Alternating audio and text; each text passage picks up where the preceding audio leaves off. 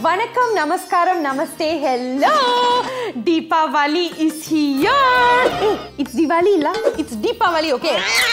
Guys, it's just the name la. Don't get triggered at Gado. Please, no fighting, no fighting. No fighting. Shakira. Let people say whichever they want lah. Paling penting, Diwali or Deepavali, kita boleh makan. Yeah. This year, I want to share with you guys a bit about all the Deepavali sweets and snacks, especially the ones that are super important and staples in most South Indian households. Look at this spread lah, guys.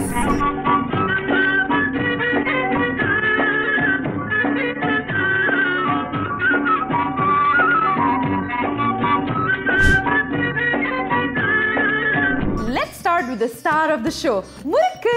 Murukku illama Deepavaliye illa. So Murukku originated from the South Indian state of Tamil Nadu, which is also where a large number of Malaysian Indians are originally from. Okay, so the name Murukku is a Tamil word and it means twisted, because the dough is usually twisted and then fried. Its basic ingredients are very sikit je. It's just rice flour, gram flour, salt and oil. Even though it's fried, Murukku has a very clean, nice taste, which is why I think everybody likes Murukku lah. I don't know anybody who don't like Murukku, I don't know. And sometimes they would add a little bit of, cumin. You bite into it like you get, cumin, or sesame seeds, so you get a bit of bite. Also, actually, right, I don't know if you guys realized, got different types of Murukku. It all depends on what you add to it and what's the shape. There's Thengai Pal Murukku, Kara Murukku, Kadala Murukku, Godumai Murukku, Arisi Murukku, Kai Murukku, Mulla Murukku and Achi Murukku, or what most Malaysians know as Kueh Ros. Okay, so the Tamils call this Manis Murukku Achi Murukku, while the Malayalis call it Achappam. Achi means mold. The origins of this Kueh Rosa or Achi Murukku are a bit murky, but what's really cool is that you can spot it in so many different cultures and parts around the world. Syrian Christians in Kerala makan these fellas during Christmas. The Sinhalese call it kokis and the Persian version Naan Pajare is served during the New Year Novruz. And Kasini in Malaysia, of course, we call it Kueh Ros and we makan this fella throughout the year because he's so sedap, man. You know what I love the most is how we can find these similarities in all our traditional cuisines, right? And bring it together and share it. If you're thinking, oh, bukan dendaram ke? Well, you're not wrong. Dendaram was inspired by Adirasam. Adi means a lot in Tamil and Rasam means taste in Sanskrit. It's made from rice and jaggeries and served at festivities, celebrations, and also as religious offerings, prasadam. Food historian K.T. Achaya said that Adirasam's origins can be traced back to the great Chola dynasty during the Middle Ages. So these cute little Indian donuts actually take about a week to make. Kalau korang nak betul-betul ikut the traditional way lah, you gotta let the dough ferment first. But now got shortcut ready lah. You can check online for recipes and it tastes just as delicious.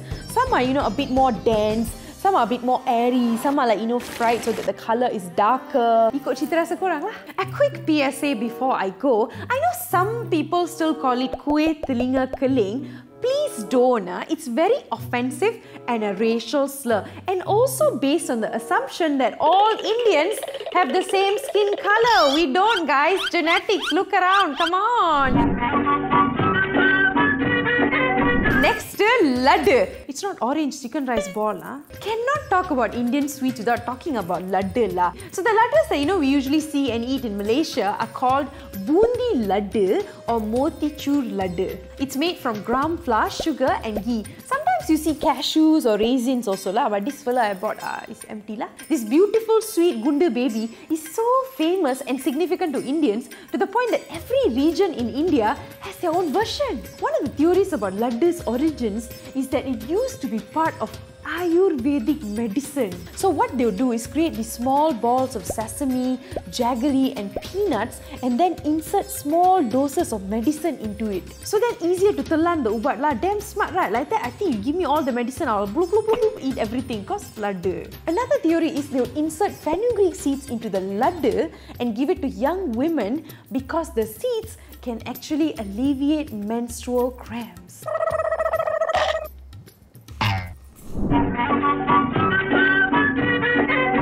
Palgoa might just be one of my favorite sweets on planet Earth. This rich, creamy, milky sweet was invented at this town called Sri Villipudur in Madurai. So it's made from hoya, which is basically dried evaporated milk solids, sugar and ghee. Okay, so the name Pal means milk in Tamil and Kova probably evolved from the word koya. Oh my god, come to me my baby. Oh my god guys, look at how soft.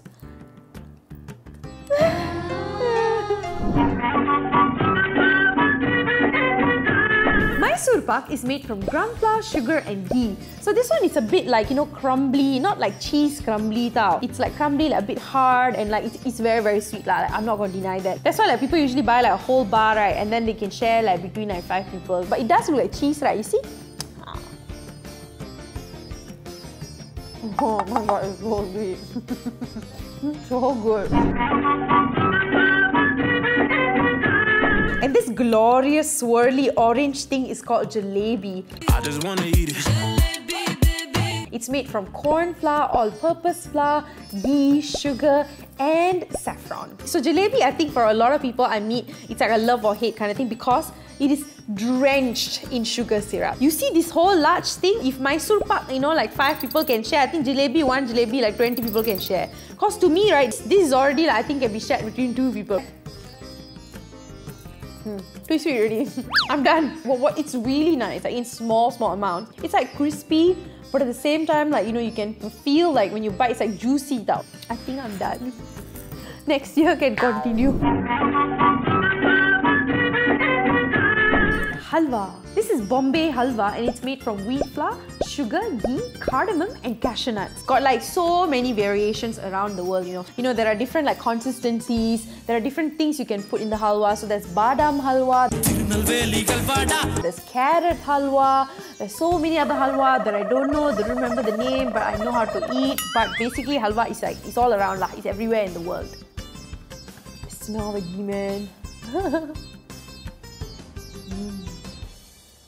Yummy. Omo podi, or as the white people call it, Bombay mix, is made from rice and gram flour. So this is plain omo podi, but got like so many different types lah, right? Sometimes you see the color a bit like orange, red. That means it's probably a spicy version of omo podi, so they'll probably put like chili powder, or they'll just keep it plain like this and then, you know, add like roasted peanuts, curry leaves, cashew nuts, raisins. It's such a great balance. Like when you eat everything, right, you just go, then you, wow, mind blown. This is good. And of course, coconut candy, guys. There is no Asian festival, there's no Asian celebration without coconut candy. I think that's all I can say, right? It's not like a particularly Indian thing, it's not like a particularly whatever race or culture thing, it's just an Asian thing. I think Asians, we just love our coconut. We have to put coconut in everything. And then condensed milk, no need to say lah. I think you put condensed milk everywhere also, I'll be like, yes, give it to me. Delicious, wonderful. It's like a match made in heaven, you know. You put coconut and then you add condensed milk, you mix, you cook, right? Like, how can you go wrong? They're like, just hold on lah, eat first.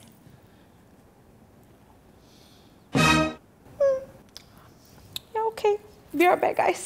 No need to do video already. Delicious. I eat now. But if you go to your Indian friend's house for Deepavali and don't see all these sweets and snacks, you gotta remember, we live in Malaysia, so everything is mix. Because all our food and festivals are basically jumbled into one, and I love that. I mean, otherwise I wouldn't have been getting fat ang paos for Deepavali lah. Best part about being Malaysian. And also last thing before I go, food is here to be shared and celebrated. It's of course great to know the origins of all the food that we know and love, but wanting ownership over everything is a bit susah lah, right? Food is almost always inspired and, you know, it changes and evolves according to the cultures and people around it. So please no fighting all lah and saying, hey, it's my food, my culture, you cannot make it, only I can make it, only my people can make it. No. When other people embrace and love our food, it's just gonna live on for longer. That's great. And finally, seeing variations of your most loved like cuisines, you know, dishes, sweets, snacks should make you happy, not angry. Hoya.